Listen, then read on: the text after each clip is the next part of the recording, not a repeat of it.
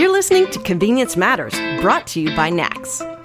We'll talk about what we see at stores and what the future may hold for our industry. We've said it before, but it bears repeating. Food service in convenience stores is more than 1/3 of in-store profits, and it's growing. Why is that? It's because customers really like the food that's sold in our stores because it's fast, tasty, affordable, and safe. Today, we're going to talk about the fourth of those criteria, safe, and what you need to do to ensure that safety is top of mind with everyone in your kitchen. Joining us today for our conversation is David McIntyre. He is Senior Health and Safety Specialist with EG America. Thanks for joining us today, David. Thank you. I appreciate the opportunity. So let's just start out, set big picture. You have that title there, Senior Health and Safety Specialist. What does that involve, and how does that play into making sure that food is safe at EG America stores? Okay, well, there's a lot there to unpack, but let me kind of start at the beginning. Back around 2020, the leadership at EG made the decision to move away from their third-party food safety auditing services that they were using, and they wanted to build an internal auditing program. They felt that this would improve consistency. They felt that having the stores have the same auditor from time to time, there would be more teaching value, coaching, root cause analysis, etc. And so then they started with 2 or 3 people at the Westboro Store Support Center who sit directly under our Vice President for Health and Safety. And then COVID happened. And so that sort of halted the brakes on everything for a couple of years, and it wasn't until around the end of 2022 that the wheels started turning again, and that is about the time that I came on board. Ironically, I used to work for one of the third-party services that serviced EG, so I was already familiar with many of their stores. I was familiar with what the standards and expectations were. When we talk about food safety is food safety, right? Whether you're at the Ritz-Carlton or the racetrack, 140 degrees is 140 degrees. But when it comes to the brand standards, when it comes to, the quality of the baked goods, when it comes to the setup of the coffee display, whatever that may be, there's a lot of brand items there too, and I was familiar with those. So I joined the team, and I was the 5th person to be hired as a food safety specialist, and I would be covering upstate New York for our Cumberland Farms and our Fastrac banners. We have 10 different brands around the country, about 1,400 stores. We've referred to the brands as banners. And so what that would entail is going in, doing a quarterly unannounced audit, everything from food safety to workplace safety, fire safety. It's been said that we're the trifecta of regulations. We have food, alcohol, and tobacco, 3 of the most highly regulated products in the country. And so it's a matter of making sure that everybody's playing by the rules. And so that's what I did there. And as the team grew, we added another 9 folks around the country. And I was invited to take on some more opportunity, some more responsibility overseeing the Western team. So I have everybody from Ohio out to California, a total of 5 people that work with our stores out there. So yeah, I set it up with like a pretty broad question and got a pretty broad answer back. And I think anybody who was in the food safety sphere when COVID hit is aware that COVID was just thrown on top of everything else. Now you have to be an expert in food safety, an expert in everything else that you may or may not know about for a couple of years. So there was definitely that evolution where, okay, that's safety. Now you have to be an expert in that. One of the things that you are also involved with this year is you're going to be part of the NACS Food Safety Forum that is taking place in conjunction with the NACS show. Do you want to talk a little bit about what you're going to be covering and why it's a topic of interest? Well, before he does, I just want everyone to know that David has plans for this session. Okay, good plans. He has ideas.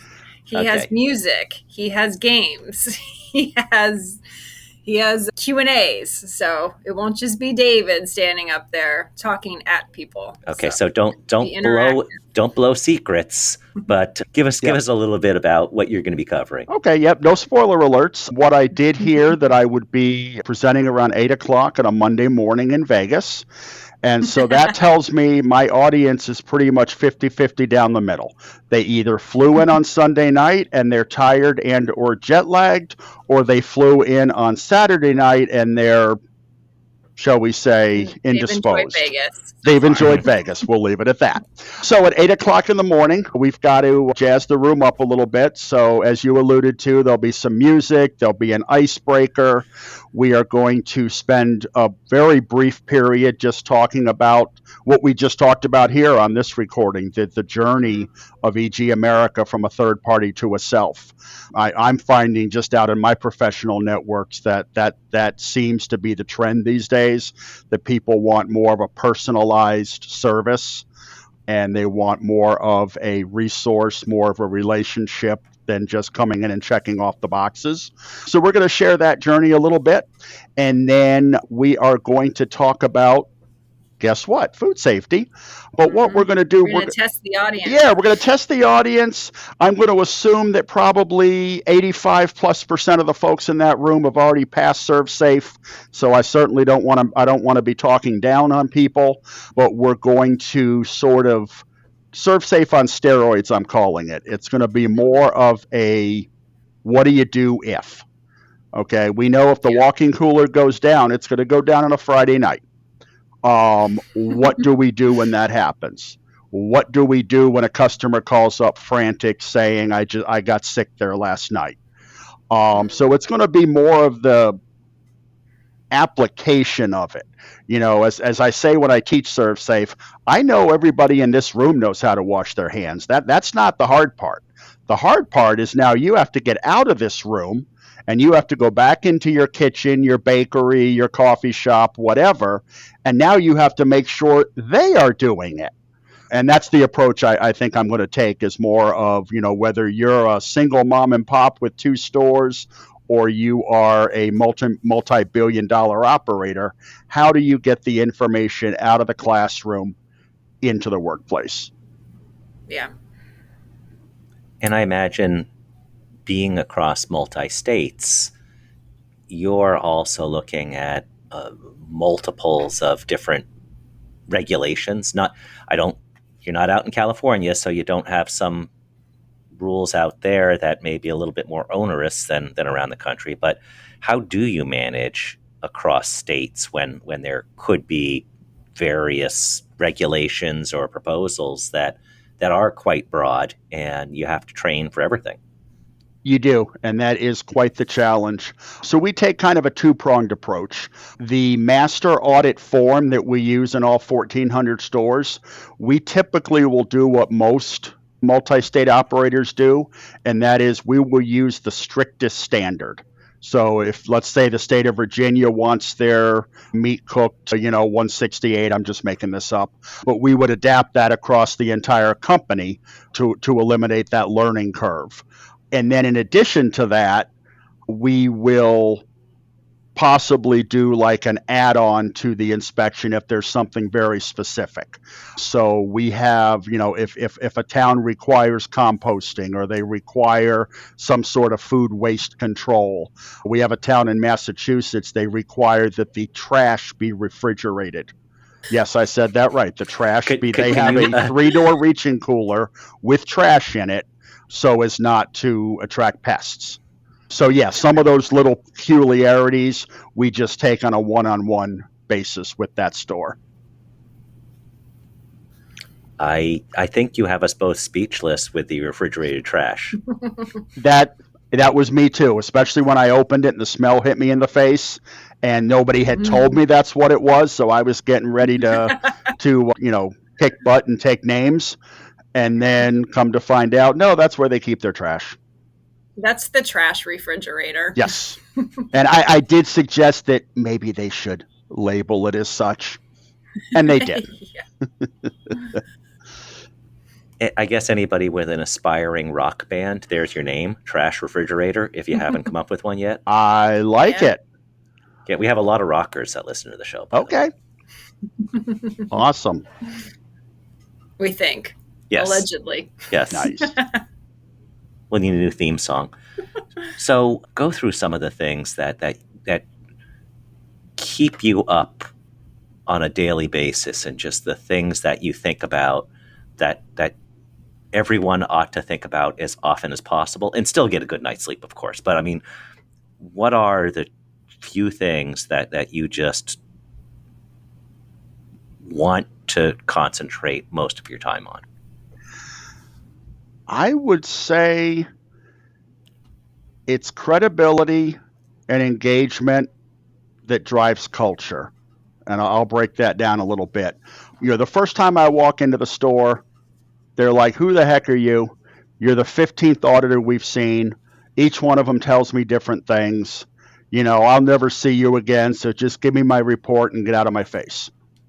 And we have to build that credibility over 2 or 3 or 4 visits to where they realize, especially if the score isn't quite what they want it to be. A lot of these companies, the score ties into the manager's compensation. And so we have to get them looking beyond the score and looking to the issues. And I tell them, that if you have your culture in place and you're doing your daily routines, that score is going to take care of itself. That bonus is going to take care of itself. And so then it's the engagement. I can teach you how to make a pizza. I can teach you how to clean a restroom. I can't teach you how to care. And we all know that the service industry does have that stereotype of entry-level jobs and that people don't stay in them very long. And so it's dealing with this constantly changing workforce. It's also letting them know that, hey, this really is a good career to be had if it's something you want to do. One of the things that really stood out with EG, both when I worked as a consultant and now that I'm on the payroll, is the longevity that we have. That we have 15, 20-year tenured managers. We have husbands and wives that met on the job. We have sons and daughters that work at a nearby location. And so building that culture, building the engagement with the job, now they're going to be more open to what I have to say. Now they're going to be more open to, oh, this is why you have to wash your hands before you put the glove on. This is why we have to watch this cooler, because it's got an invisible screen of air that you don't see, but if that's broken, your sandwiches are all going to warm up. And so now we're at the point, I'm now on probably my 5th or 6th visit to many of my stores, and we're now at that point where we've gotten through the bumps, we've gotten through the foreman and storeman, and now we're starting to take off. Now they're starting to, oh, great, we worked on this, we fixed that. We really are here to help you. We're here as a resource. We said that the audit was just going to be the starting point. We're also going to be here for training. We are also going to be here for questions and answers. What do I do when my sanitizer runs out on Friday night? And then, heaven forbid, if somebody finds themselves in a crisis situation, whether that's the health department or a complaint or whatever, we're there to come alongside them for that. Yeah. One of the things that, I've really found with the group of food safety professionals within this industry is, it's a sharing industry to begin with, but I think within this space in particular, everybody is in this for the right reasons, to win it, protect public health, serve safe food, serve great safe food, and protect the brands, which ultimately protect the industry as a whole. And sometimes, maybe there's a little David and Goliath going on about EG is obviously a very large operator. They have the resources. They're more sophisticated than, say, a 2 to 5 star or 5-store operator. But that doesn't mean that they can't do food safety right, and for lack of a better description of it. But, what advice or what thoughts do you have on somebody who might be intimidated getting involved at, the very highest level, knowing that they just don't have the resources or perhaps even the buy-in from the top. Sure, sure. I mean, I'll preface that by saying one thing that really stood out last year was my first NACS conference and first food safety forum. And one of the brand leaders, I forget which brand it was, but they said food safety is not a competitive advantage. Mm-hmm. It is a standard that we all have, because as an industry, if one of us looks bad, we all look bad. Right. And so, yeah, for those smaller operators that may not have a corporate food safety department or a training department or a corporate chef, there's many resources out there, whether that be through NACS, whether that be through a local community college or like a cooperative extension type of thing. The health department in most areas can actually be a valuable resource. A lot of times we think of them as the cat and mouse, and we only see them when we're in trouble. But they can help you set up temperature logs and HACCP plans and, do some hand washing training, whatever it may be. There's a lot of resources out there, whether you Google them or whether you just network with other operators. Sometimes I'll just walk through other places and plagiarize. I mean, borrow some ideas of things that I see in other stores. And I think that'd be great to take back to my store, a job aid or a training sign or something. So, yeah, it's really just networking. We don't need to reinvent the wheel. The same food safety standards that work at a coffee shop are going to be the same standards that work at a 5-star hotel. And so it's just a matter of, getting yourself out there and getting yourself educated. I know that so many people in the food safety space have advanced degrees. It's in science, because it is a science to find out where something started, how you contain it, all of that stuff. But hearing today from you and hearing from others, it sounds like science remains essential, but communications is really, really critical. And when you get down to this, and it's not because the science says so, but it's having that temperament so you can have conversations with people. So, as you said earlier, so they care, so they get the connection. So it's not, I guess I'll do that. So-and-so's looking at me, but it's, I'm going to do this because I heard it in a very compelling way, and that makes me want to adhere to this standard. Yeah, absolutely. One thing I will say about food safety training over the years, when I started teaching ServSafe back when I think they were still using like rock tablets or something, but we had to know, I think it was 17 different pathogens. And we had to know the spelling, and we had to know what foods they come in. And yeah, it's a science background. How many 16-year-olds working a register at, the corner store are going to know or care? So what the industry has done, ServSafe in particular, I'll pick on them just because they're the standard everybody knows, is they've simplified it. And they've brought the test down to 6 key pathogens, and they've broadlined what you need to learn. I don't need to learn how to spell it. I don't need to be friends with it. I need to keep it out of my kitchen. And the good news is, whether it's hygiene or time and temperature control, what works for one of them works for all of them.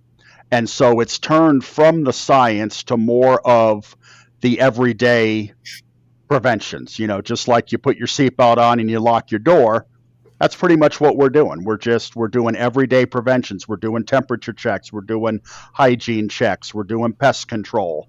And so even if you don't have any scientific knowledge whatsoever, you can still effectively run the operation and keep it safe. Sure. So, David, thinking about the NAC show, because you mentioned the Food Safety Forum, which you're going to be speaking at in Las Vegas. Yeah, but there's going to be fun and games and prizes, perhaps. And prizes, yes. Oh, yeah, there are prizes. There's a lot of industry events that folks can go to, obviously, besides the NAC show. There's very specific food safety events. I think what's unique about this one, though, however, it is, and you went last year, it's very tailored to our industry. And I don't know that there is another event out there that is as specific to convenience retail as this one is. I'd venture to say no. But I think, along that vein, what in your opinion makes convenience stores so unique in the food space that, food safety, in particular, just the safety and the quality of the food that our stores are serving. Let's just think like the food in general that we're serving. Like, what is your opinion? What makes it just so unique that everybody in the world needs to come to a C-store? I would have to say it's really the diversity of the offerings. 20 years ago, it was hot dogs and stuffed pretzels, and that's about as good as it got. And now you have, gas station gourmet, you have fresh pizza programs, you have sushi programs, you have, bean to cup coffee. And so the fact that you're doing a lot of this, a lot of moving parts in a very small space with a very limited team. So the same person that's throwing out the pizza dough and making the pizza is also the one inventorying the cigarettes, is also the one chasing down the shoplifters, the one cleaning the bathrooms. And so to be able to balance all of those tasks and the urgency, the customer focus, that type of thing, but keeping food safety at the forefront despite all of that. I think that's where our unique challenge is. Yeah. And let the record show that when David was talking about pizza making, he was like a good Northeasterner. He was pantomiming, flipping the pizza up in the air and everything. So well done on that one. One thing to stress is for the Food Safety Forum, it is adjacent to the NAC show. So that means it is happening at the same place as the NAC show, but it's a separate ticket.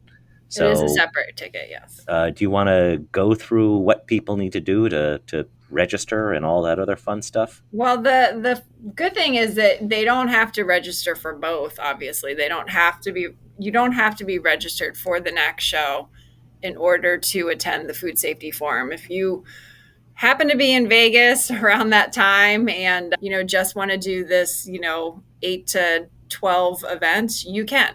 But you would also be missing out on the NAC show if you just did that.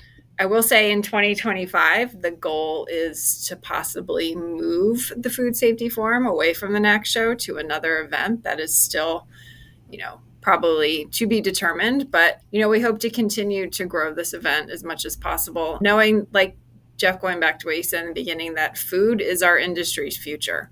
And anything and everything that we can do to help retailers serve food, as safe as possible, we're going to keep doing it.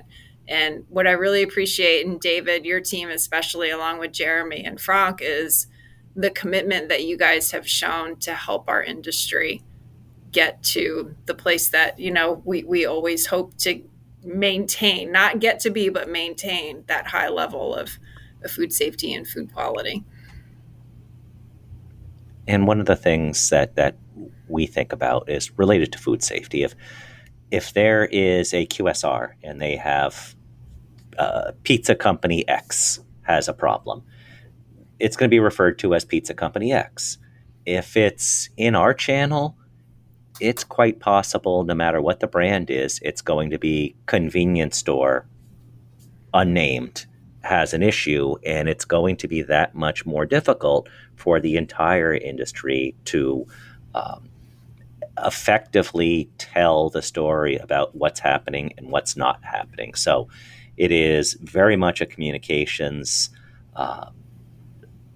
importance that Chrissy and I focus on. It's like we need to tell people how important this is, because it is the future. It's our present, it's our future, and there's a way to do it right. And we're tapping into the experts that we know how to do it right. So really appreciate that you've joined us today, David, and that you're going to be bringing the high energy to the NAC show early on Monday, and it's going to be a great session. So thanks for joining us today, and thanks for joining us in Las Vegas in October. Yeah, thank you, Jeff. I really appreciate it. Again, I'm looking forward to meeting as many people as I can at the Food Safety Forum. As we said, it is a separate ticketed event, so if you aren't able to make the food safety forum, but you do make the show floor, I'll probably be found somewhere wherever craft beers or Irish whiskey can be found. And look forward to meeting folks. Allegedly. You're going to be you're going to be in the booth that has the trash refrigerators, just seeing if you can maybe get a different one. I missed my calling in life, right? We could market those. Again, David, thank you so much for joining us. And thank you all for listening to Convenience Matters. Convenience Matters is brought to you by NACS and produced in partnership with Human Factor. For more information, visit convenience.org.